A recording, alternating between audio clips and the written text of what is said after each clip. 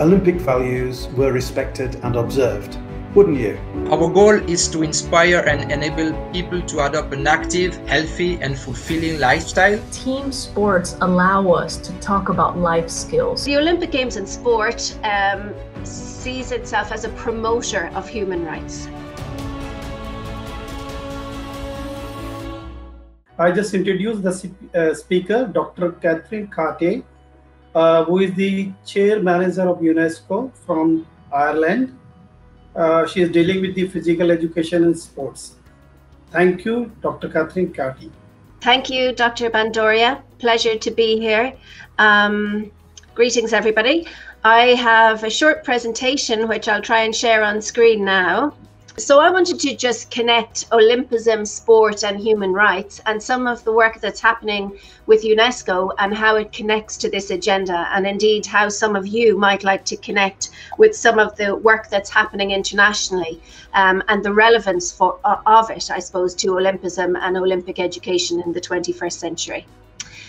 So I guess the current work streams that we're working on in sport within UNESCO are connected with the Sustainable Development Agenda and the work that has been taking place since 2015 on advancing sport policy and related matters, underpinned by approaches that connect with the Sustainable Development Agenda.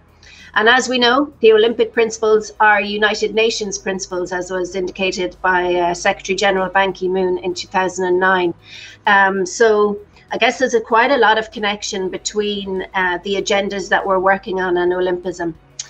So UNESCO at the moment are involved in advancing an action plan known as the Kazan Action Plan, which very much is underpinned by the Sustainable Development Goals and Sustainable Development Approach. It aligns with 11 of the goals and 39 targets of the SDGs. So very much part of that development agenda. And I know the Sustainable Development Goals are very significant within the Olympic movement as well. And indeed, the Olympic movement has been involved in advancing the Kazan Action Plan. So why now? I have this image here to denote the idea of riding a wave. In other words, there is a momentum at the moment in the global sports movement that we really haven't seen prior to this time. And it started with those SDGs in 2015 and the sports sector aligning itself with the aspirations of those goals and what they wanted to achieve. So UNESCO launched their policy, the Kazan Action Plan, in 2017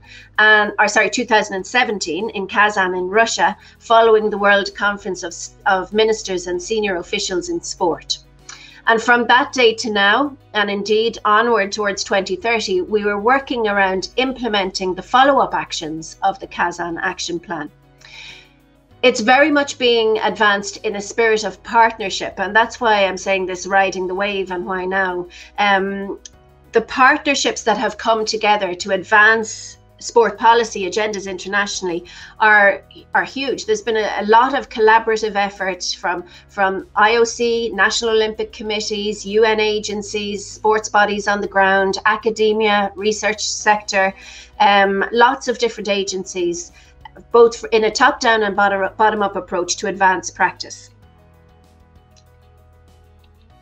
Okay, so what we can see here is that, the kind of connection between sport and human rights it's been a long runway. It's been a slow mover, really, in terms of connecting sport and human rights and really having something very tangible and concrete that connects sport, Olympism, human rights, etc. So the idea that we all share the same human rights was established in 1948 with the Universal Declaration. And then the next 4 treaties that you'll see here illustrated on the top of this diagram are all treaties that explicitly reference sport and physical education, physical activity, play, etc. So from 1966, with the International Covenant on Economic, Social and Cultural Rights, there are specific articles in there that reference sport, which I'll come to later. The Convention on the Elimination of All Forms of Discrimination Against Women. And again, there are explicit references to sport. Convention on the Rights of the Child and the Convention on the Rights of Persons with Disabilities. Now, what's interesting about the Sustainable Development Agenda, and indeed the Kazan Action Plan that I mentioned, is they are underpinned by a human rights approach. So the rights-based approach is one that really is driving the actions and initiatives in there. The Sustainable Development Agenda has as its mantra, no one left behind, starting with the most vulnerable. So really making it very important that we address the rights of all people in the work that we are doing in and around sport. We just heard from the last presenter around the funding disparity. Yes, that absolutely exists, and we are aware of disparities for many other population groups as well in and through sport. So it is a real opportunity and time to look at how we can address the imbalance that we do see out there. The other significant action plan that came out since the Sustainable Development Goals was WHO's Global Action Plan on Physical Activity. There's a lot of overlap between these action plans in terms of how they are addressing sport. But what's really interesting too is a shift from 2015. UNESCO previously had charters, as you can see there in 1978, 2015, the International Charter, for example. But the switch in 2017 to having action plans that looked for measurable actions and accountability for what countries are doing, for what sports bodies are doing, has very much come to the fore and stimulated that collective action that I'm mentioning to you. And I think that has been a really positive movement. The Olympic Charter connects in very much with the goals and aspirations and actions of these three action plans that we see. And underpinning that, you have the United Nations Action Plan on Sport for Development and Peace, which is currently in the process of being redesigned, and it references the Kazan Action Plan as a key policy driver and unifying agent, and also the importance of the Global Action Plan on Physical Activity from WHO in advancing practice. So there's a lot of policy contexts there, but what's interesting is the intersection of them. And this is not just the intersection of the aspirations of them, it's the work that's currently being advanced to bring us forward towards what we're seeing in the aspirations of the SDGs. And the number of players that are working together to advance these agendas. There's a lot of crossover between the people implementing and advancing the Global Action Plan on Physical Activity, the Kazan Action Plan, the SDGs as they relate to sport, the Human Rights Agenda as it relates to sport, and indeed the Olympic Charter. So I think it's good to have a look at these things holistically in terms of how we are bringing things together and advancing the agenda. Okay, so the Olympic Games in sport sees itself as a promoter of human rights. We see this from Olympism.org, from the inclusiveness into specific conditions around the building of the venues, etc., and all the conditions that relate to that delivery of a Games. The goal of Olympism being sport at the service of harmonious development of man, so that human dignity, peaceful society agenda is evidenced in the Charter.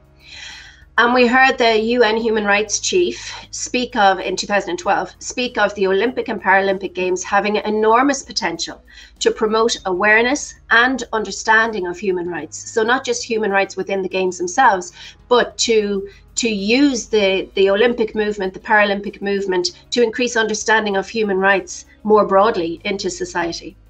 It was also noted at that time how little interaction there has been between human rights movement, mechanisms and institutions and the world of sport. So even though there's strong reference to human rights in many sports related areas and sport related policy, there actually has been relatively little concrete action. So I think that we're still seeing a divide between the sports sector and the human rights sector or movement and vehicles as they connect with sport. And one of the key actions of Kazan Action Plan, which I mentioned to you, was to bring those two things closer together. And so shortly I'll talk to you about some of the tools and templates that we've developed to try and help that.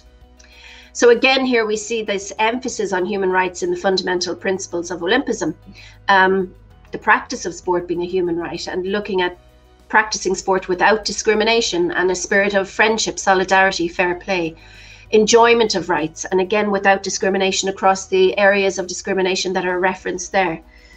Notable absence of disability from that listing. However, it is very much part of the sentiment of the spirit of Olympism, as we know. Again, this is paragraph 37. So I mentioned the SDGs, the Sustainable Development Goals.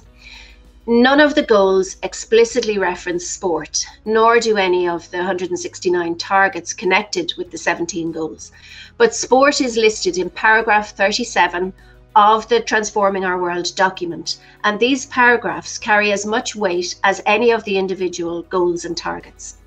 The paragraph on sport, you can see here on the right, it says sport is an important enabler of sustainable development.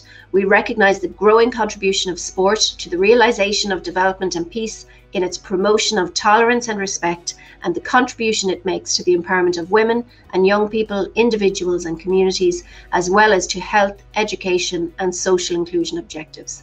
Now, we know that the entire Transforming Our World document is underpinned by a human rights approach, and thus looking at how sport and human rights connects is very important.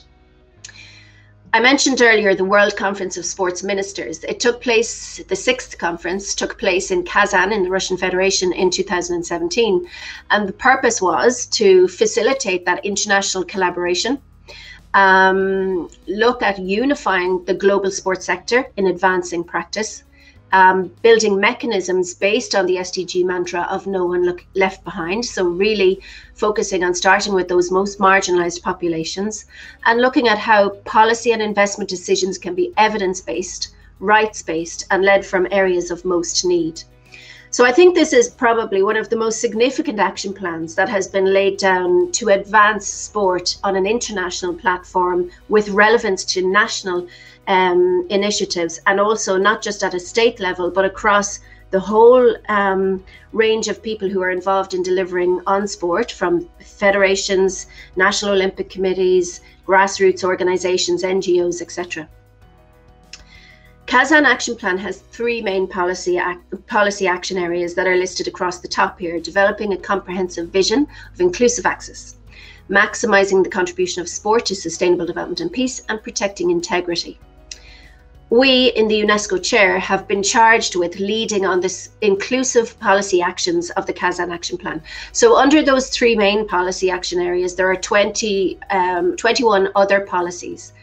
3 to 5 that are listed here below align with inclusion, making inclusive practice better, inclusive societies, vulnerable groups, gender equality, and we are looking at those as well from an intersectional point of view. So where like girls with a disability might be doubly marginalized or discriminated. So the follow-up framework of Kazan Action Plan is what everybody's working on now. The groups that I mentioned to you who are around the world working on the delivery of Kazan Action Plan are working on these 5 action areas. So elaborate an advocacy tool presenting evidence-based argument for investment in physical education, physical activity and sport. And part of that action includes the human rights work that I'm going to talk about in a minute. Secondly, develop common indicators for measuring the contribution of physical education, physical activity and sport to prioritized SDGs and targets. So I mentioned that 11 of the SDGs have been mapped to, sport has been mapped to 11 of the SDGs. And quite a considerable amount of work has been undertaken under Action 1 to look at developing common indicators that can be collected at a country level in order to have internationally comparable data on how sport is contributing to the Sustainable Development Agenda. The indicators that are developed in Action 2 are the same indicators that we're going to use in relation to human rights reporting in Action 1 via a different reporting mechanism, which we can come to. But that reduces the ask on countries if they are going to invest in gathering information. We don't have internationally comparable data at the moment. So if countries are being called on to gather data in relation to sport and inclusion and the various differences that we see, then we want to maximize their investment. We don't want to have an overwhelming ask on countries in terms of investment into gathering this data, but we want to show how that data can be used for different functions in order to advance sport in their country. So it's not just for international use for the sake of gathering data, it's developing a suite of data or a set of data that can be used to advance practice on a country level and help us better understand where investment should best go. The third action is in the field of sports integrity, and this has been led by Council of Europe. The fourth action is in relation to a global observatory for women, addressing gender disparity in access. And the fifth one relates to a clearinghouse connected with this overarching sports policy follow-up framework. So that is the kind of evidence base being collated in that clearinghouse to try and advance practice. Okay, so today I want to focus on the elements, the human rights related elements, as delivered through those 4 treaties I mentioned earlier: Convention on the Elimination of All Forms of Discrimination Against Women, Convention on the Rights of Persons with Disabilities, the Convention on the Rights of the Child, and the International Covenant on Economic, Social and Cultural Rights. Each of these articles, as I referenced before, explicitly reference sport, play, physical education and physical activity. They connect with the SDGs as well, as you can see on the left-hand side, how the specific articles of each of those individual treaties connect with SDGs. And they connect in a range of different areas across good health and well-being, quality education, gender equality, economic work, decent economic work and growth, industry, innovation and infrastructure, reducing inequalities, delivering on sustainable cities and communities, peace, justice and strong institutions, and partnerships for the goals. So you can see the whole range of areas that sometimes those beyond sport don't really understand that sport touches on, such as habilitation and rehabilitation, into health, into the rights of children with disabilities, into freedom from violence, abuse and exploitation, into the areas of work and employment, non-discrimination, participation in cultural life, independent living, participation in economic and social life. So there's a whole range of areas of governmental responsibility well beyond ministries of sport that sport touches on. And following these approaches that align with human rights and that align with the sustainable agenda has enabled sports bodies, both ministries and national sports bodies, to have discussions at government level that they haven't really had in the past. And I think that augurs well for better investment and better understanding of the value of sport in our societies. So the core values of Olympism, being excellence, respect and friendship, demand respect of human rights and realization of human rights in that regard. So it was decided to look at these treaty instruments that I've referenced already and see how we can connect the sports bodies with delivering on the rights that are inherent in these conventions. The other process that's listed on the bottom here, I mentioned a universal periodic review. So this is where a country periodically has to report to the Office of the High Commissioner of Human Rights on all their human rights treaties that they have ratified. In the case of India, for example, India has ratified each of the 4 treaties up above, and India has participated in universal periodic review process before now.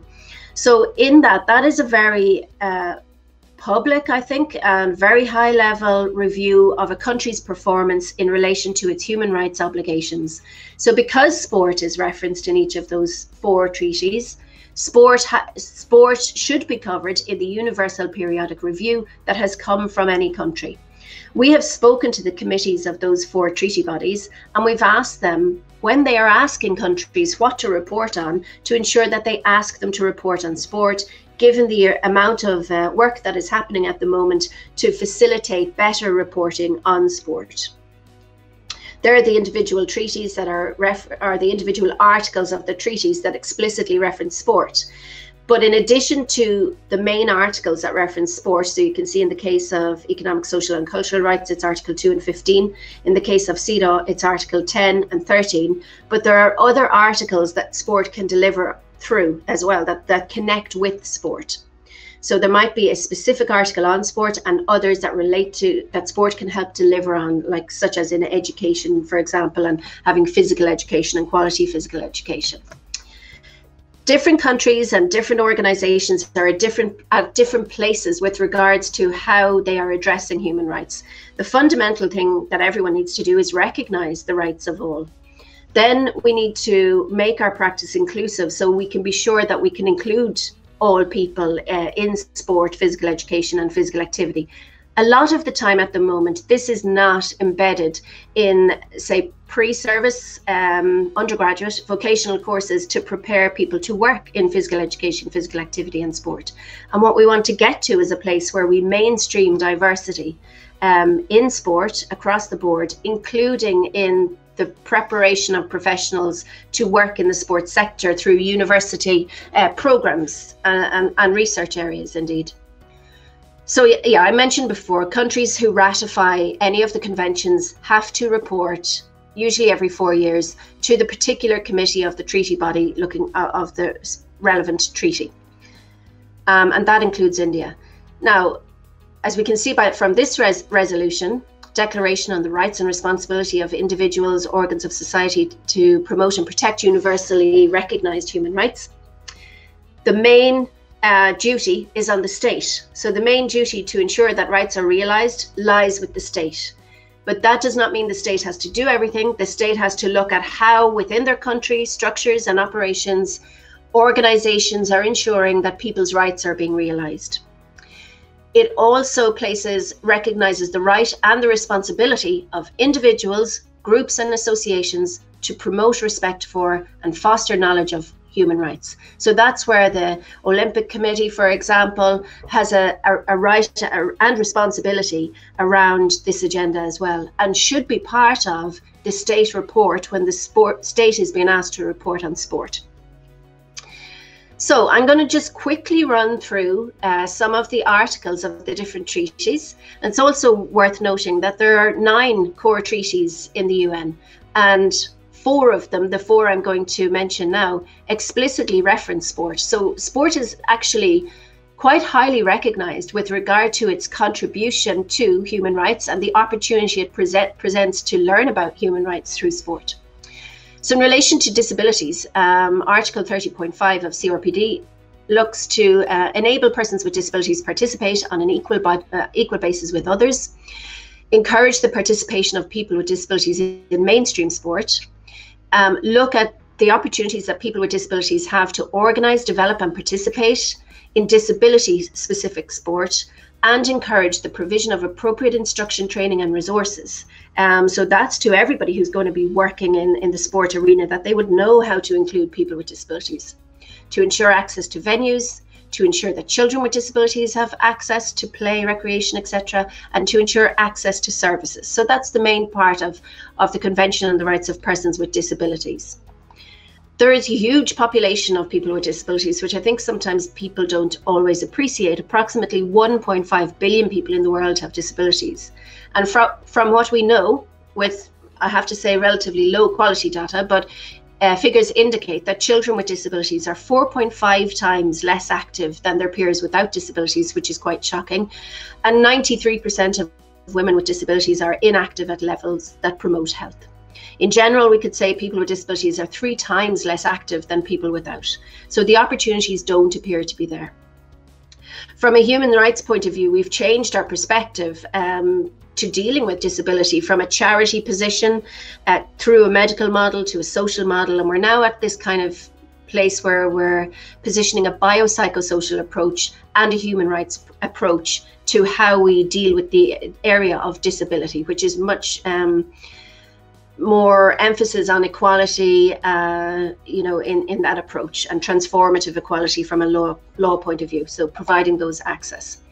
Aside from Article 30, which is the main CRPD article relative to sport, these other articles can help deliver human rights through sport. So women and girls, looking at women and girls, awareness raising, freedom from exploitation, mobility, health, work and employment, children, accessibility. Sport can be used as a vehicle to deliver on each of these rights. And that is I think that's very significant in terms of the reach of sport within that particular treaty. There's the connection with the SDGs and the range of areas where CRPD and the SDGs and indeed Olympism connects, and how it delivers across health, habilitation, education, the whole breadth of areas. So I think sometimes people think sport is sport. It's about fun and games, and it's not about looking at living independently or accessibility or, freedom from exploitation, violence and abuse. So I think here, delving into these treaties at governmental level will really help those ministries, usually beyond sport, see the value of sport and hopefully increase the investment in sport. You have reference in your own national documentation in India around promotion of sports among people with disabilities, indeed, and some of the organisations, Paralympic committees, Special Olympics, etc. There's also recommendations around the private sector.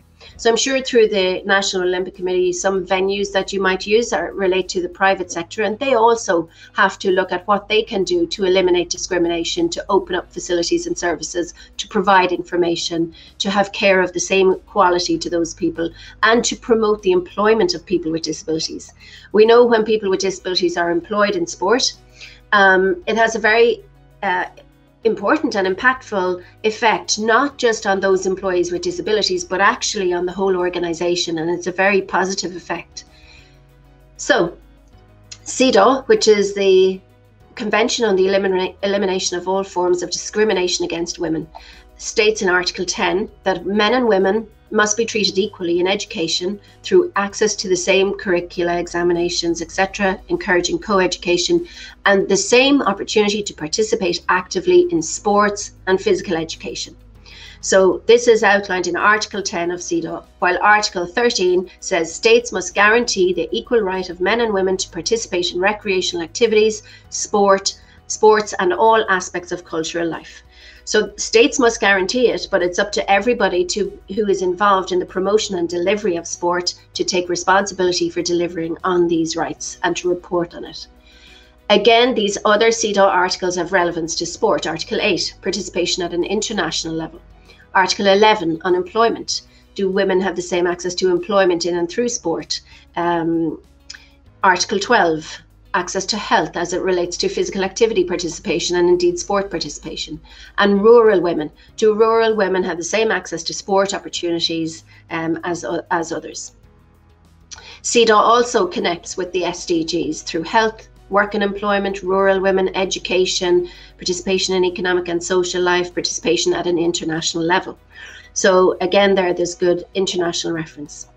The Convention on the Rights of a Child, and I think every country in the world except the US and Somalia have ratified this particular treaty. That means they all have universal legal obligation to deliver on this.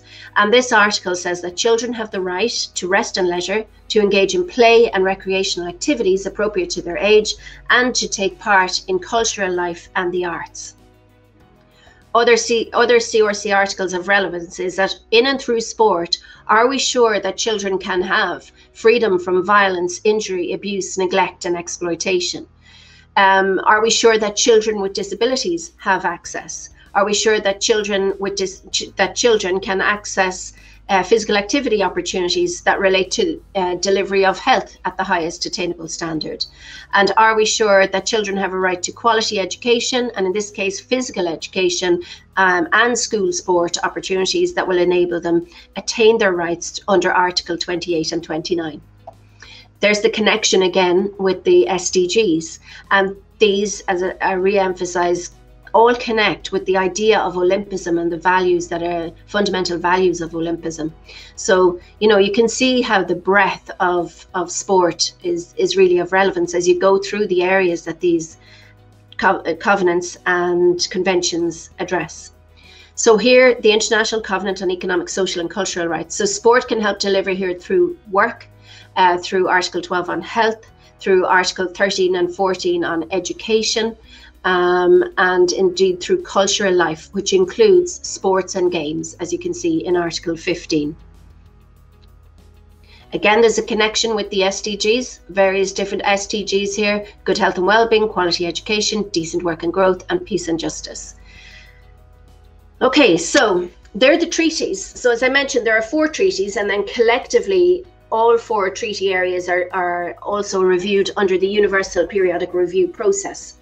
But when a national report is being prepared in a country, whatever country, I appreciate there are people here from different countries, but we have analysed the state reports relevant to those 4 treaties I mentioned, and honestly, up to this point, they've been pretty random in terms of what they report on. And what we're aiming to do through this action of Kazan Action Plan is to have much better reporting to the human rights bodies on sport and what sport contributes to.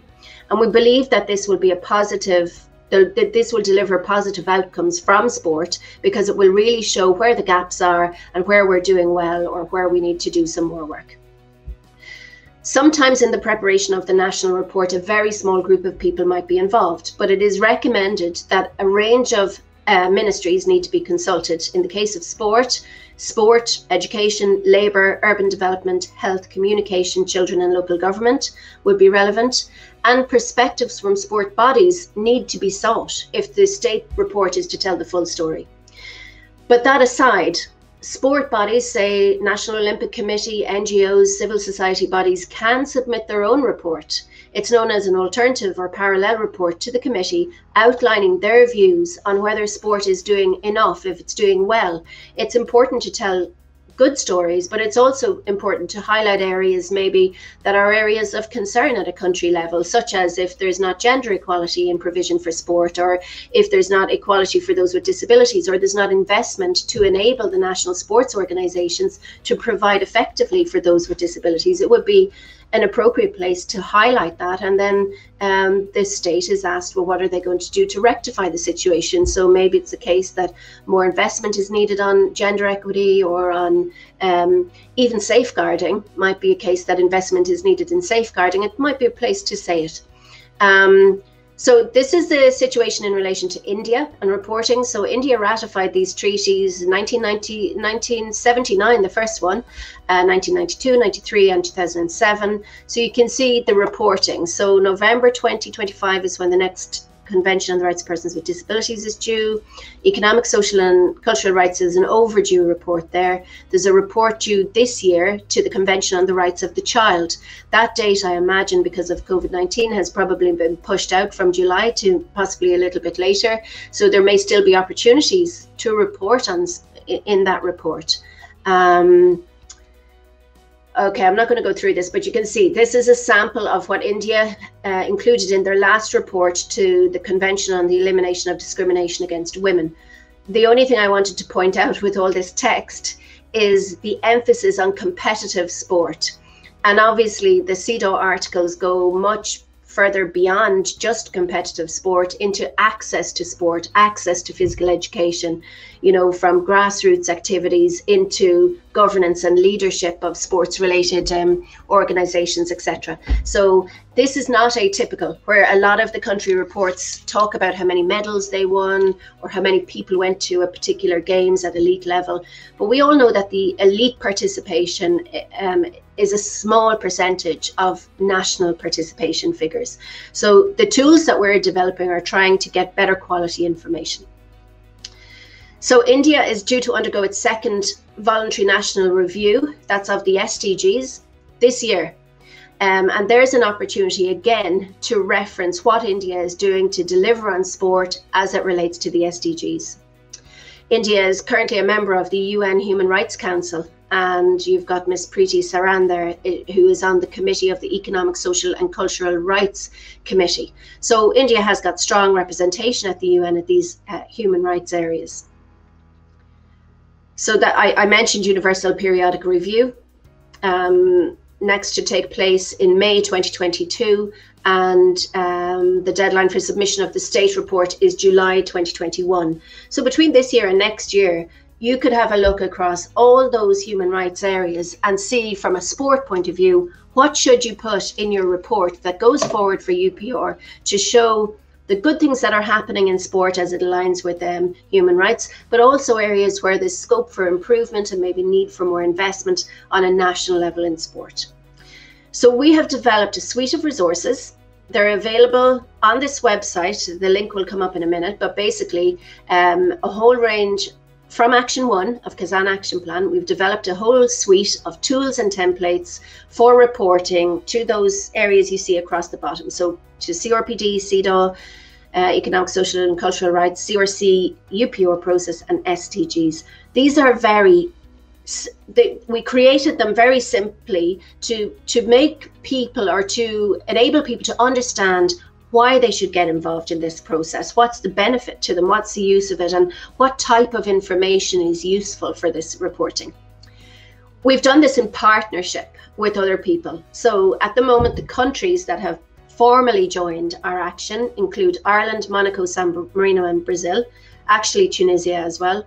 And we invite India and the government of India, and indeed the Indian Olympic Association, to officially join us in this action. There are some of the sports federations. So we have the International Olympic Committee, Paralympic Committee, Special Olympics, Deaflympics, International Federation of Adapted Physical Activity, etc. A private sector body there, IRSA, a lot of civil society organisations, and a number of international organisations over there on the left, which includes UNDESA as well. So these are some of the collaborators in CAP Action 1. I just wanted to mention then, as the seminar looks also at Olympic education, the connection with some of UNESCO's tools in education. And here's one that might be of interest at a national level, which is UNESCO's Quality Physical Education Initiative. This is guidelines for policymakers, and there are a whole suite of guidelines for policymakers to take to develop quality physical education initiatives on a country level. On a practical level, quality physical education then has a range of interrelated strategies to embrace and develop inclusive and equitable curricula, and that will ultimately help deliver into sport. Once those foundations are grown early on, even in preschool, into school, through the school years, for participation in sport and understanding of quality practice and equitable practice, then those people who will feed into the sports system outside of school and up into elite level and including at grassroots level will increase. Supporting the delivery of quality physical education, we have developed in the UNESCO Chair a program called IPEPAS. It aligns with the charters I mentioned and even the Olympics Values program. So we previously had a different title on this program. It was called EPIT, but it was part of the Olympic Values Education program. It was embedded in that as the inclusive component. So how do you do inclusion under Olympic values? Or the resources that we had developed were being used for that. And the resources that we have developed under IPEPAS, we make available free of charge to universities and bodies who want to switch to or build in more inclusive practice into their current practice. It's a blended learning program. So we have a huge amount of online content. We're available to support to support capacity building in universities and other agencies should that be needed.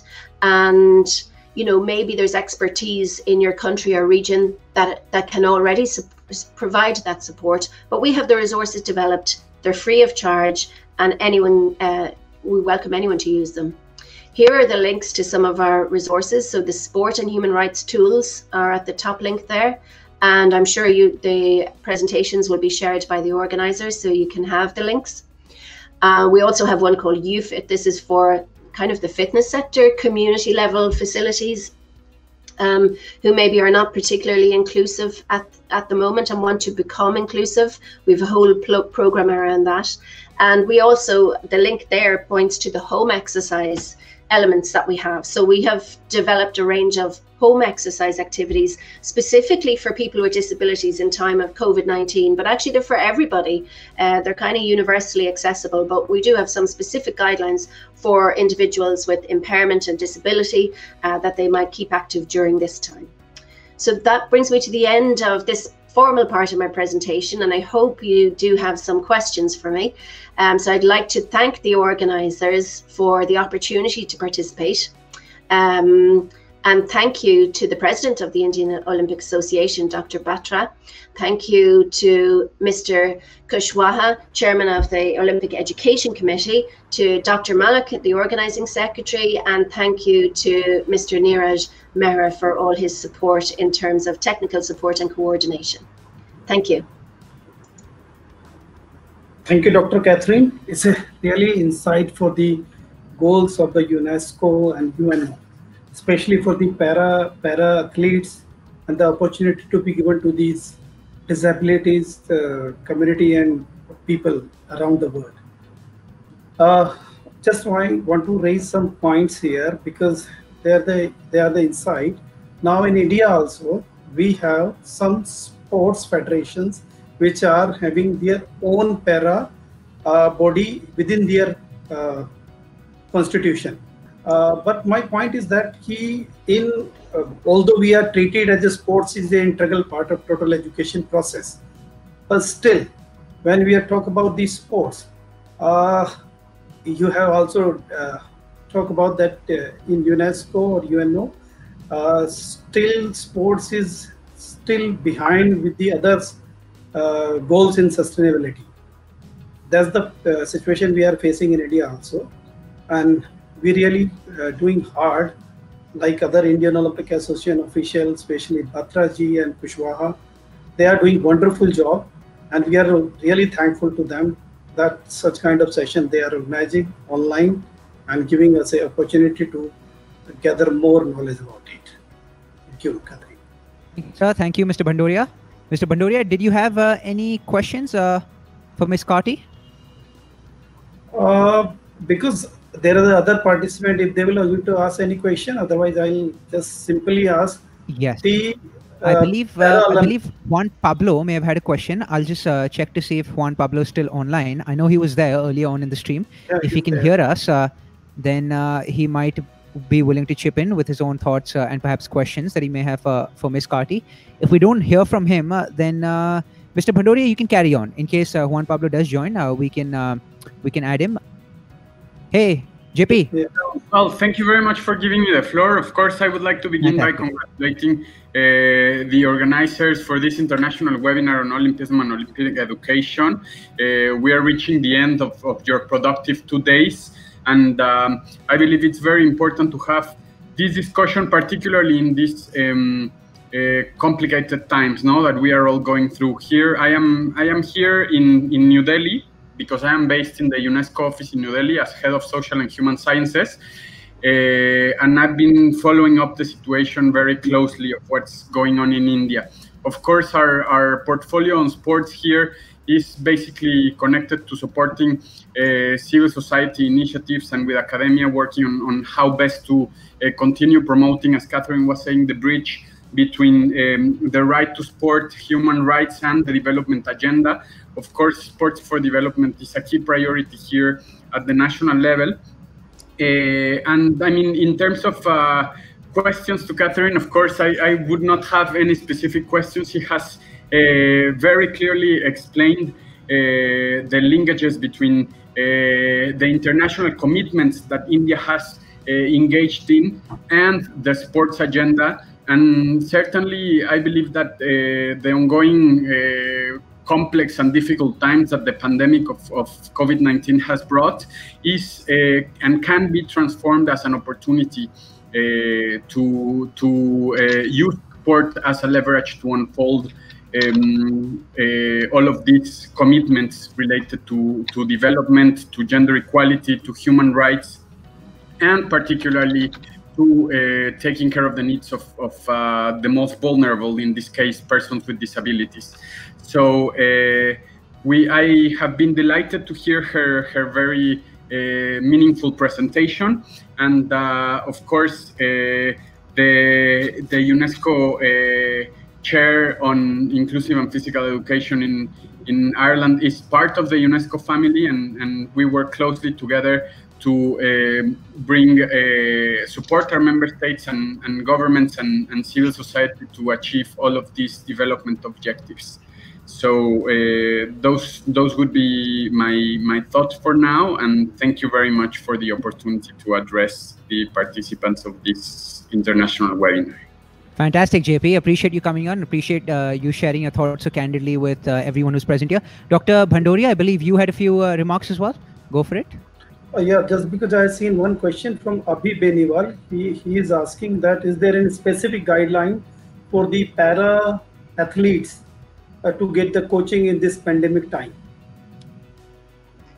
through the online or anything else? Yeah, so some of the resources, IPC have some resources online as well to support para athletes in continuing training, but we have through what is on our website and the link that I shared in the presentation on UFIT, there are lots of para coaches have delivered sessions on there, including some live sessions for para athletes. And if people want specific live sessions, we can coordinate those as well through our UFIT online resources that have been developed. Thank you, Dr. Catherin. I think it's a really wonderful presentation, and we got the complete insight of the UNESCO programs on Sustainable Development Goal, and particularly in the Indian scenario, which you have already covered. And now, just my closing remarks, I'm really thankful to the organizers, especially Dr. Batra, Indian Olympic Association, Olympic Education Chairman, Prashant Kushwaha, and the backhand stage players, those who are really doing wonderful job. Thank you so much. Thank you, Dr. Bhandoria. In fact, we still have about 6 or 7 minutes left in this presentation, and we commence proceedings with the valedictory session or the closing ceremony at 7 p.m. Indian Standard Time exactly. So we can still take a couple of questions that are coming in from the audience. Pooja here, who's been very active throughout the day on our One Play Sports Networks, is asking us, what's the first step to connect and participate and make a difference, as I would love to get involved. So how can the lay person get involved, Ms. Carty? Okay, so is it getting involved in the Kazan Action Plan Action 1 initiative or the Disability Inclusion Initiative? Just to clarify that, because I did, to be fair, invite people to join our Kazan Action Plan initiative. And to do that, if people want to get involved in that, usually be a part of one of the groupings I mentioned, as opposed to individuals. So if you're involved, Pooja, in an organization, please feel free to email me and I'll inform you as to how people can get involved. But there's definitely, I mean, we're driving this action on behalf of UNESCO and in partnership. It's very important that we have a good partnership for this. So we need and invite representation from a varied degree of stakeholders to get involved in that. If your question relates to participation, to connect, participate and make a difference on disability inclusion, and I know I have a question on this area as well. How can sport and disability ideally be put into practice when thinking about participation? That's a question from Harman as well, I see on the side. And really how this is best done, we have developed a framework that you can look at. It's called the Universal Transformational Management Framework, and it covers all the things you need to consider if you want to make your practice inclusive. So there are a number of different elements to consider, but what's really important if you want to develop competence working with people with disabilities is that you work with people with disabilities. So partnership with disability organizations and people with disabilities in your communities is really, really important to begin to build that competence. You can't do this theoretically in a classroom without any real contact and engagement with people with disabilities. So what we do encourage universities and sports bodies to do is partner with those who want to get involved in sport or who have expertise in including people with disabilities in sport that can work with you. And that's a very good way to kind of move the agenda forward and have kind of a live partnerships happening in communities as well that make a difference to people's lives. May I add something to yes, this response, please? Yes, thank you. I mean, of course, what Catherin has said is the right answer on how to engage, but we tend to get this question a lot, especially in this type of events where we have a large audience that is on the one hand specialized on the issue of this webinar, that it's how Olympism can contribute to sustainable development, to human rights, etc. But we may also have some people that are motivated and willing to contribute. And the best thing I think that we can do is to, number one, get more and more involved in knowing about all of these things. You have heard today about the Sustainable Development Goals. You have heard about the Kazan Action Plan. You have heard about these international conventions and commitments that governments engage in and that are developed in these large international fora, just like the United Nations of UNESCO. But from the civic engagement perspective and from the civil society side, it's always important to remember that these are not only for governments and not only for international organizations, but that also the ownership that we can take as individuals and civil society are the very things that will empower us to support at the community level the achievement of all of these noble ideas, but also to embed in our own initiatives and projects these commitments that would allow us to be inserted into what the government is doing. So we should not only expect that this will be accomplished by governments alone, but particularly as one of the SDGs calling the SDG 17 on partnerships, this should be something where we are all joining hands. And I think spirit of Olympism and sports is one of the best examples of how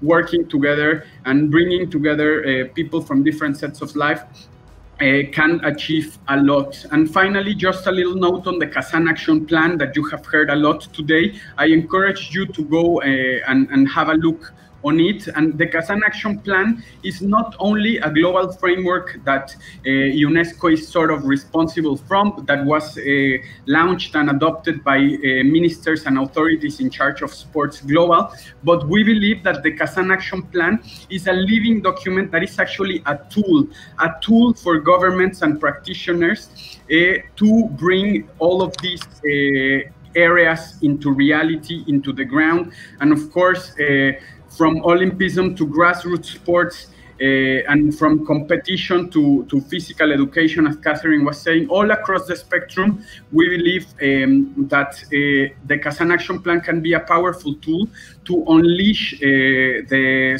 power of sports for development, and particularly for sustainable development and the realization of human rights. Brilliant, JP.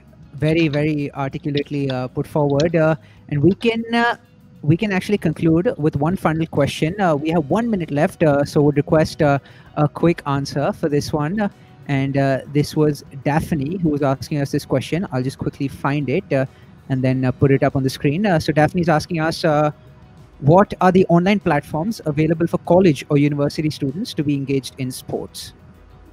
Okay, so for university students as well, I think maybe there is a FISU Healthy Campus Standard that has recently been launched, actually, and we have worked with them as well to ensure that that's an inclusive standard. So if the question is for university students to engage with sport on the university campus, then that standard is very well worth looking at. So FISU, the International University Association, we have worked with them to ensure that that standard aligns with the SDGs and aligns with inclusive agendas, and any university campus that wants to show what they are doing around their sport offer and inclusion and the SDGs should look up and should maybe put themselves forward to get the FISU Healthy Campus Standard. For university students, other than that, if she is referring to wanting to tap into the inclusive agenda, I would look at our IPEPAS resource. So it's IPEPAS, which is the same acronym as UNESCO's International Charter. So it's Physical Education, Physical Activity and Sport, IPEPAS.com. And we have a lot of resources available there. Our human rights resources are also available online in the link that was in my presentation. And yeah, there are plenty of online resources there. And feel free to get in touch with me if you cannot find what you're looking for online, because there are actually quite a lot of resources. On our own UNESCO Chair website, we have a repository of resources. So lots of links available there too. Fantastic, Ms. Carty, fantastic, JP, and thank you so much to the moderator as well, Dr. Bhandoria, and thank you a lot to all the viewers who asked us very thought-provoking questions. So this concludes the final session that we had, but we have the valedictory session, or the closing ceremony now, which will kick off in just a couple of seconds. Thank you so much again to the moderator as well as to all the speakers who joined us for this session. Thank you. Thank you.